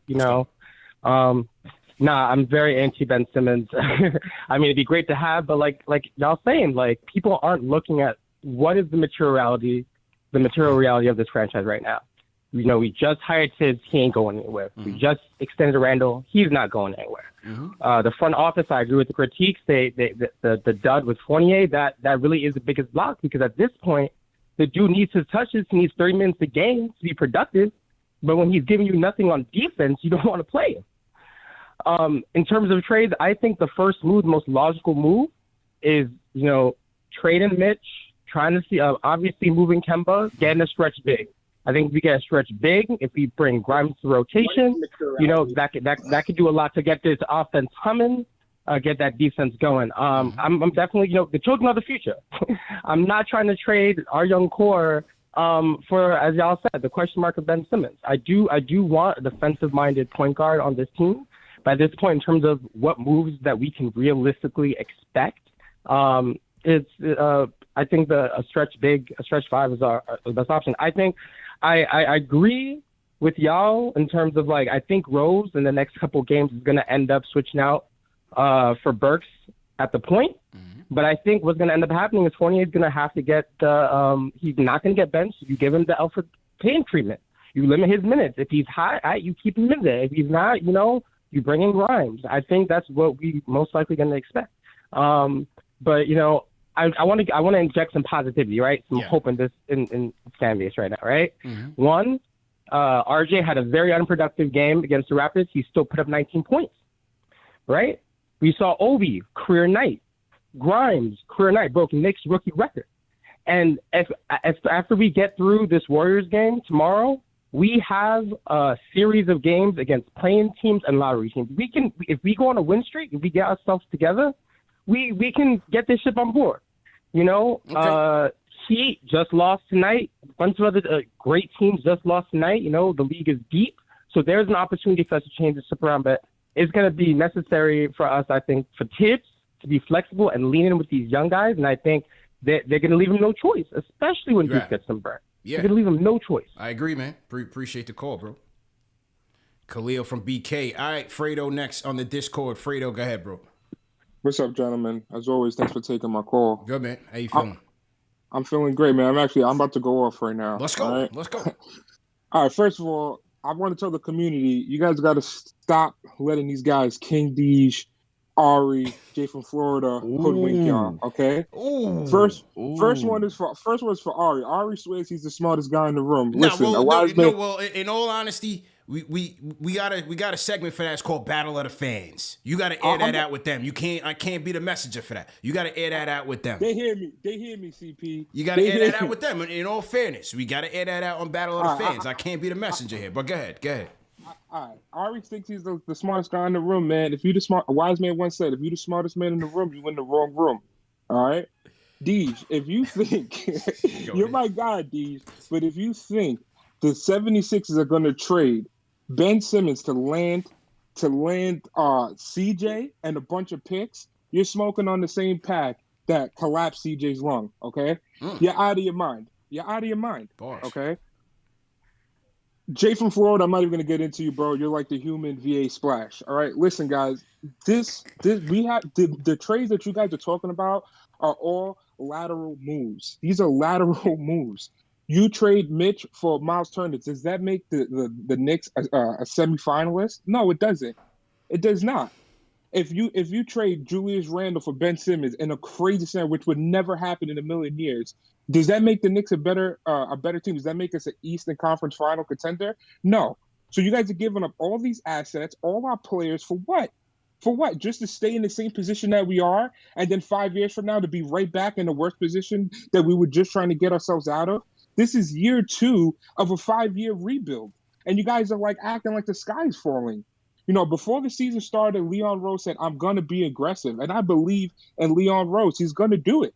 But you guys are like, you know, you guys are ready to like throw yourselves off the building. They're panicking, man. Get me Ben Simmons. Come on, man. It just doesn't get me the guy that was scared to shoot a damn layup when the series was on the line in his home building. The last thing I say is this. I'm all down. I'm fit for a trade, but it has to be for the right players. It has to be for young players that are on smaller contracts, that we don't have to give so many assets up, that are going to make this team better. Not right now, but in the future. Okay? We need a guy like DeJounte Murray. I don't mean to beat a dead horse, but we need a guy like Murray. We need a guy like Ingram, and possibly OG Anunoby. Now that Scotty Barnes and Pascal Siakam are the future of that franchise, maybe they'll let him go. Who knows? But to trade the house for Ben Simmons and Miles Turner, come on, guys. You guys got to do better than that. Appreciate the call, man. Thanks, man. All right, so we have a contender for the Battle of the Fans. You're not going to get away with that, man. I know KiingDeej. I know Jay from Florida. I know Ari's coming for the smoke. So we setting that up. We just set up the contestants. I don't know when it's going to go down, but it's going to go down because my guy Fredo just emptied a clip. I hope he knows what he got into because he called some KnicksFanTV some legends. Yeah. He made some heavy statements. Man. He's taking on some heavy hitters. Absolutely, man. What do you guys think of that call in the chat? Rated 1 through 5, 1 being trash, 5 being facts. All right, a couple more calls before we wrap up. Dell from the BX. Dell, what's going on? Oh, yeah, I appreciate you guys answering the call. Let's go. Rapid fire. There's so much said. Honestly, like my head is spinning right now. So many people said so many different things. I'm still trying to figure out what the main concise point is. But first thing I'm going to address is the Ben Simmons trade. It's intriguing, like you guys have said, and like several people have said throughout the calls. Mm-hmm. It depends on the price. I do believe he can fill some of the things that we're missing as far as perimeter defense and playmaking. I think that he could definitely add, that aspect to the team. But like you guys have said also, the only way we can really acquire a Ben Simmons is by giving up our young core, which from my perspective, I'm not willing to give up our young core for no Ben Simmons. And a lot of the criticism that Ben Simmons receives, I feel like a lot of it is warranted, but some of it is taken out of context. People are saying he gave up on the team. I can see where that's said, but you also got to keep in mind with the Doc Rivers post-game interview and, Joel Embiid saying what he said. I mean, he felt some type of way, which, he should. Now, is he going about it the right way? No. But nonetheless, he has a right to feel the way he feels. But I want to talk about our current iteration of our team. Mm-hmm. The main problem that we have is with Tibbs and Tibbs' reluctance to embrace the depth of the team. We have so many players that we're not even sure what they can offer because Tibbs has this obsession with playing only the veterans. And I understand the veterans, they have experience, they know how to deal with certain situations. But as you can see right now, the veterans aren't doing anything. Evan Fournier has been unproductive. Julius Randle, I feel like he's in his own head right now. And that's the biggest problem with, with him is the mental perspective. Yep. And I feel like if Tibbs does a better job of accepting our debt and playing some of the young guys, you guys have already said, Grimes, playing Obi more consistent minutes. Even try to probably find a way to get McBride in the lineup in some form of fashion. Not necessarily to play significant minutes, but just to play minutes to maybe guard some of the best, other guard perimeter just to get in their head. That's fair, man. That's all I want to call. Appreciate the call. Book from Queens. What's good, Book? Just trying to keep it rapid fire. We only got a couple more minutes left, so let's go. All right, that's tough because tonight is like Knicks Thanksgiving family dinner, man. We all fighting. We trading Mitch. Let's go. We trading Randall. We trading CP to W fan. What's going on? So Let's go. I'm gonna get right into it, man. Yeah. The panic buttons have been hit. I don't know how you guys are typing in the chat when your keyboard is full of panic buttons. Yeah. Everybody needs to relax. We are on a long-term plan. We were never going to win the championship this year, so we don't have to fix nothing. The worst case scenario for us in terms of if we do nothing is that we get a better lottery pick than we expected. So in a year where we weren't going to do anything but either get bounced in the first round or embarrassed in the second round. Facts. That's what was going to happen no matter what. So, yeah, is Fournier a big disappointment? Absolutely. Did Kemba disappoint? Absolutely. There was very few people who said on paper those things were going to turn out as bad as they were because Fournier is playing way below his level, and we just watched him destroy in the Olympics. And I think the number one thing out of everything, what everybody talking about is trade Randle. Randle performed for us for an entire year. You cannot turn on him after a bad couple of months. Tibbs completely turned our franchise around from being literally just a joke, Knicks for clicks, to being everybody having to talk about the Knicks like, do people want to go there, and who wants to go to the Knicks now because blah, blah, blah. A couple of bad months should not alarm. And the fact that there are people talking about Tibbs doesn't play the young guys, he's playing quick. He's playing Obi. As much as we want, no, but he's trying to develop them. He's not throwing those guys in the freezer so he could play Taj Gibson for 30 minutes. That's not what's happening. He's trying to teach those guys, and you hear it every time they talk. He was at Summer League preparing quickly to be a point guard. We have to look at the whole picture. You can't just look at the parts that make you emotional, the parts that make you mad. Talk to him, in terms of what we actually should do. And people, I got tomatoes for this before. I'm prepared for the fruit right now. Mitch has become expendable because of Jericho Sims and Mitch's injury history.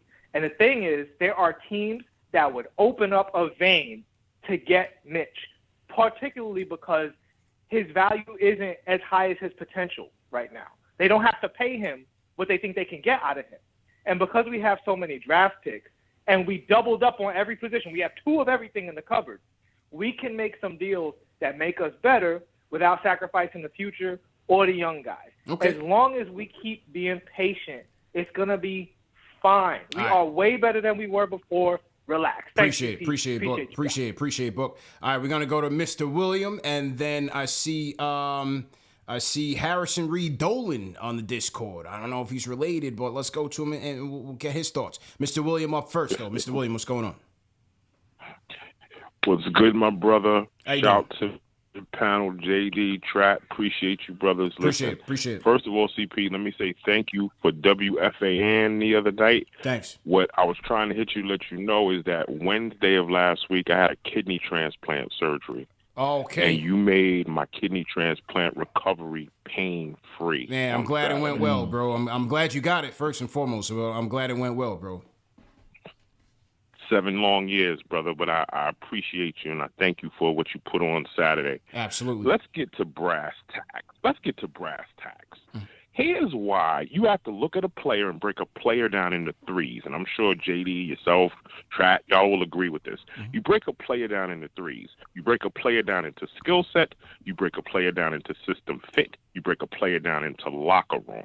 And the fourth piece is you break down the fit of the player you're trading back. I'm going to work backwards. This is why Julius Randle for Ben Simmons doesn't work. Number one, his skill set is epic. However, as Trap said, he is a glorified 60% better version of Rajon Rondo.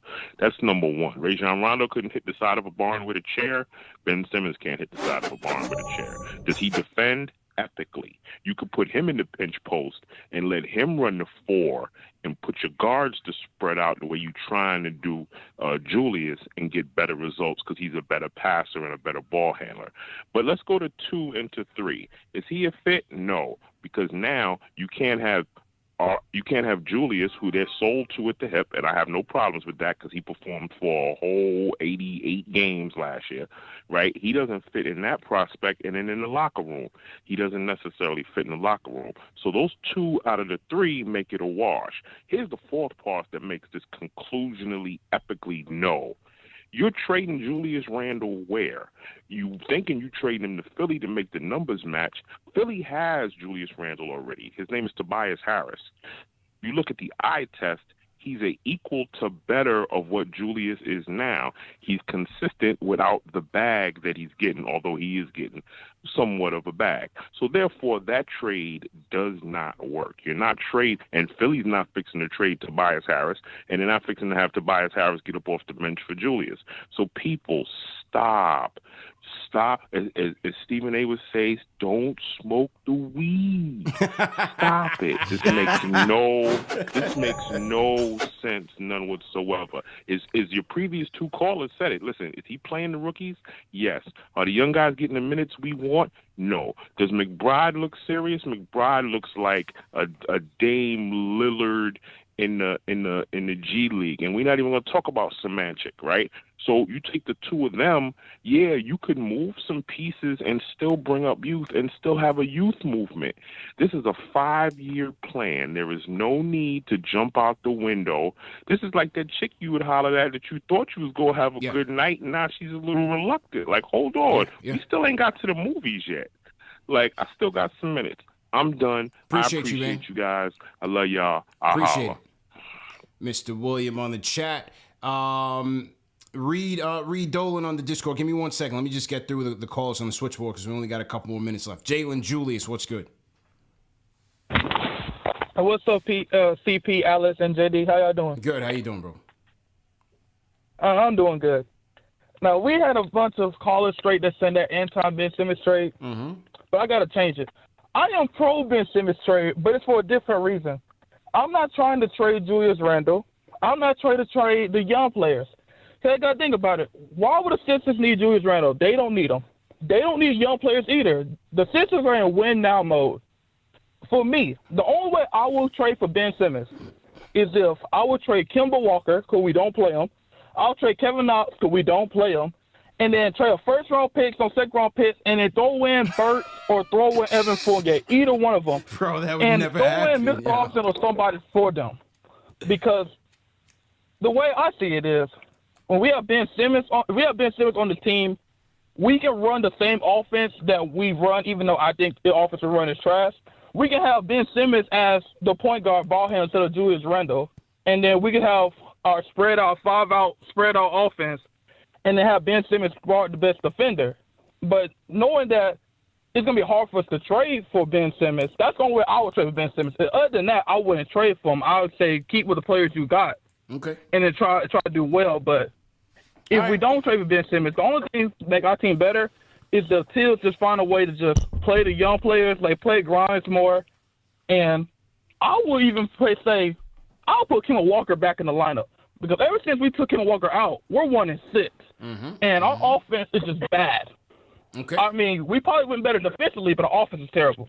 All right, appreciate the call, man. One more on the Simmons on the switchboard, then we're gonna go to Discord. Varel from Manhasset, let's go. All right. Hi guys, Hey. first time caller here. Can you guys hear me loud and clear? Yeah, loud and clear. Go ahead. Can you guys hear me loud and clear? Yeah, even better. All right, number 1 point. It's going to be rapid fire. I've just got a bunch of bullet points, and I'm just going to run through it, okay? All right. CP, I do think D'Lo is one of the most underrated point guards in the NBA, actually. Goes very under the radar. Timberwolves are 12 and 15. Of course, the whole league is going to overlook that kind of a guy. But if you look at his shooting, his ability to pull up off the dribble is just tremendous if you really, really pay attention to his game. Yeah. Not saying trade Julius for D'Lo, but enough on D'Lo. Let's get to the Ben Simmons saga, yeah? Let's go. All right. So what happens if, Ben Simmons is indeed over his head come playoff time? He was clearly flustered, and he couldn't make a free throw or layup. Yeah. Then again, we also have to ask ourselves, what was Julius Randle's EFG during the playoffs last year? I mean, all of us had second, third, fourth doubts about, if he could not even hit 30% from the field, is he even the third option? People are always saying, they love to say, he's not the first option, but he could be the second or the third option. No, he's the definite third option, okay? Yeah. So here's my thoughts on Fournier and Randle. Now, Fournier didn't become a 12 points per game scorer overnight. He became that because of the system that Tom Thibodeau runs. And that system is, let's run the ISO play with 30 seconds remaining in the game, with the 2-point game left, get the ball to Julius. Mm-hmm. Julius is our engine of our offense. He is not a distributor nor a playmaker. He was not bred to be like that. Yes. Now, that is the reason why Fournier's points per game are so low. Otherwise, I think if we really did have a true facilitator like Ben Simmons, I think he would be averaging 21 to 22 points a game. Because he is our most lethal shooter. Okay. And honestly, CP, yeah, and that's fair. That's fair, man. I gotta let you go because we just gotta get the call moving. You said rapid fire, fam. You gave me an essay, but you had good points. You definitely had good points, man. Varel, definitely call back tomorrow. You're a first time caller. Definitely appreciate that. Good call though. And D'Lo's having a good year, man. Timberwolves one out of the 8th spot. One spot. They're in the 9th in the Western Conference right now. I actually like how the Timberwolves are playing. Shout out to Cat and Anthony Edwards. Nice young team. Look, as JD started this thing off with, look, you surround Ben Simmons with some shooters, maybe Fournier plays a little bit better. It's certainly possible. The concern is he's a shooter, and shooters usually adapt to all systems because they just have to shoot. When you look at history, Shea Battiers, the Kyle Culvers, these consistent, 40% 3-point shooters. We had Steve Novak. I mean, I know they're more like snipers, but still, this is one of his strengths. And I always keep saying it. There's an element to playing in New York that we can't find it on the box score. We can't find it on the category. There's no meter to see what's the grade, but it's real. And I think part of that, like we said with Randle, the pressure is upstairs as well. No doubt about it, man. All right, let's one more before we wrap up. Let's go to Harrison Reed on the Discord. Harrison Reed, what's going on? Harrison Reed going once. Hey, what's up? What's up? Can you hear me? Yep, loud and clear. How you doing, bro? I'm good, man. I want to clarify, I'm not related to James Dolan. Okay, good.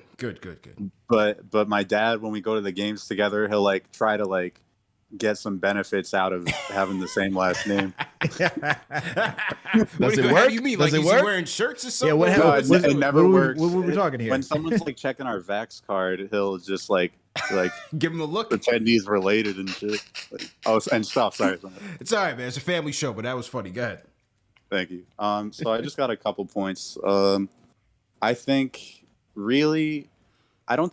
I'm not all doom and gloom yet, but I really think that we should do what we can to try to get Miles Turner on the team.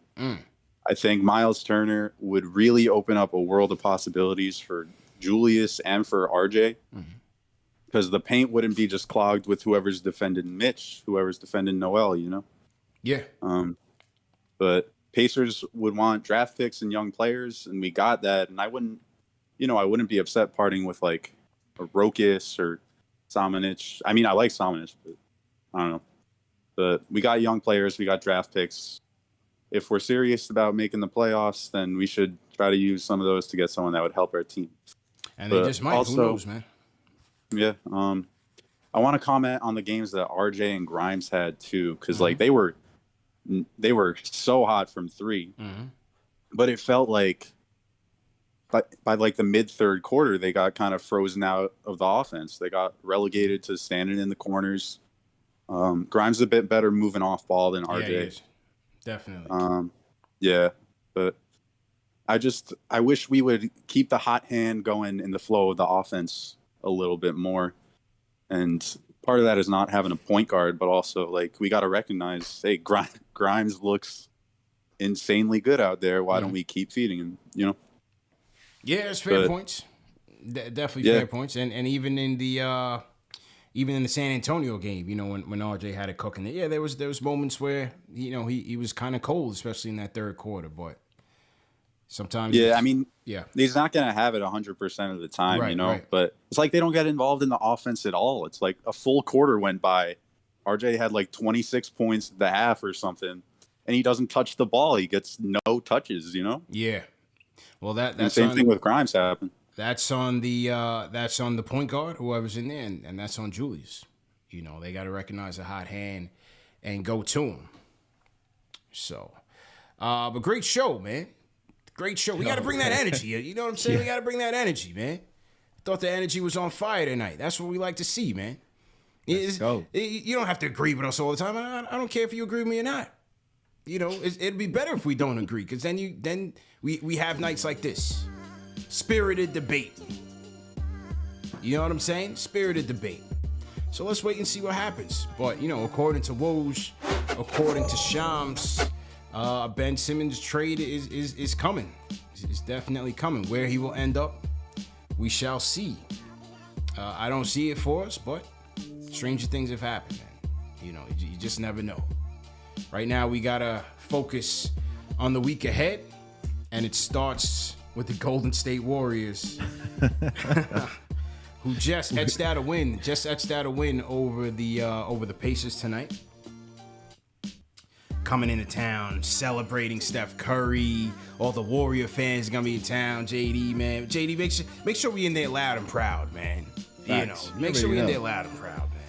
You already know we're gonna represent. Yeah, don't let the Warriors fans come in there and embarrass us, man. I don't know if I'm gonna be able to stop that, but I'll try. Yeah. Stand up for us.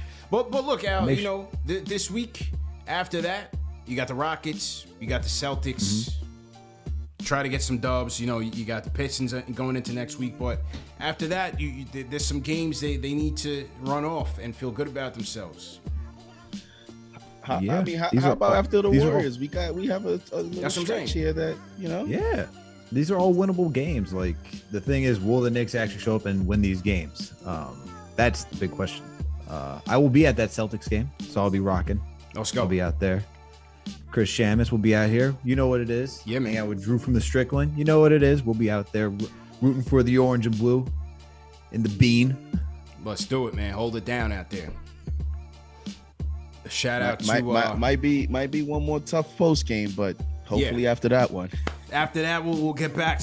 Maybe we'll fire up the grill a little bit. You know, maybe just get some charcoal and put it on the side. You know what I mean? We'll just lean it on the side a little bit. That's it. You know? Shout out Paul Robinson, $2 super chat. He says, what positives are Randle showing to keep him here? Doesn't work like that, sir. It just does not work like that. You made the investment. You see it through. He gave you a lot of positives last year, didn't he?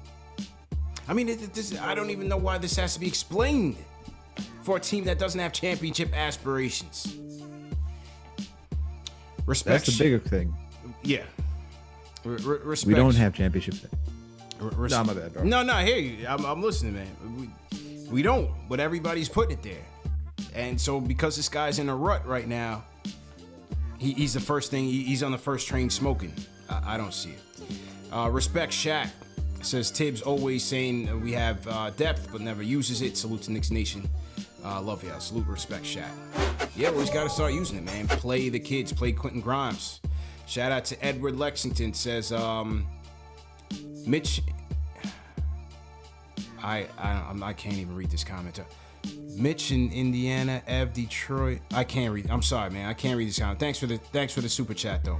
I can't really understand what he's trying to convey here. King Matthews super chat says Ben Simmons equals a taller version of Elfrid Payton. No, I wouldn't say that. SB Gorilla, just a question. Would you trade Knox, Walker, Evan, and a first for Wall just to get off Walker and Evan? Does that even match salaries wise? John Wall's making $40 million, bro.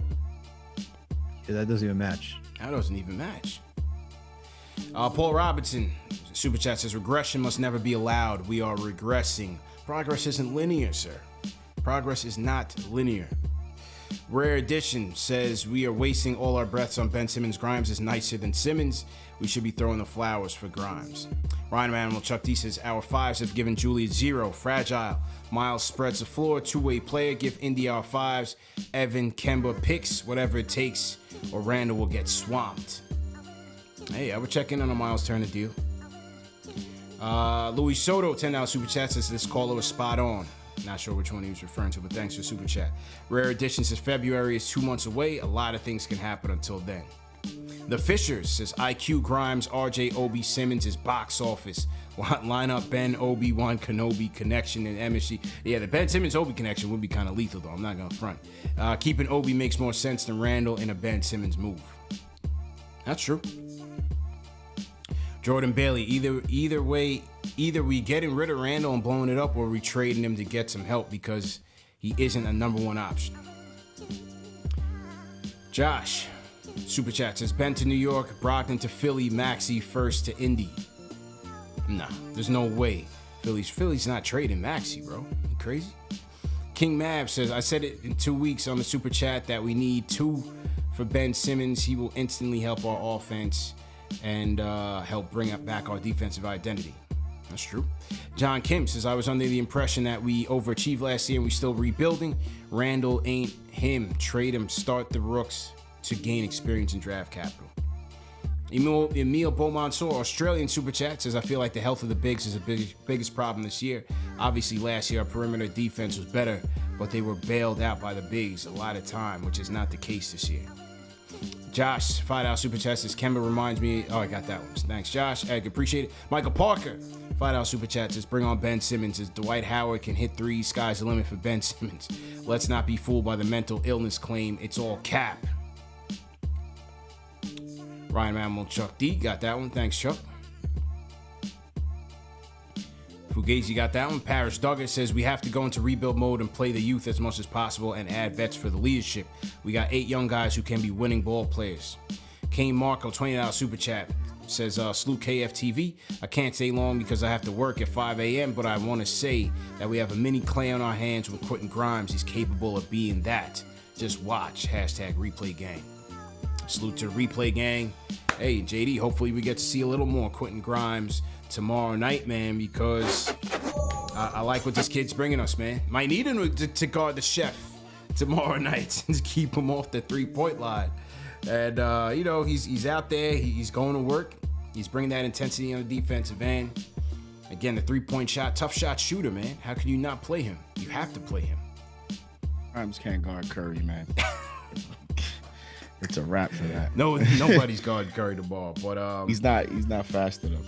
It's just not going. Nobody can guard the chef, man. Only person that can stop the chef is himself. It's just a missed shot. You know what I'm saying?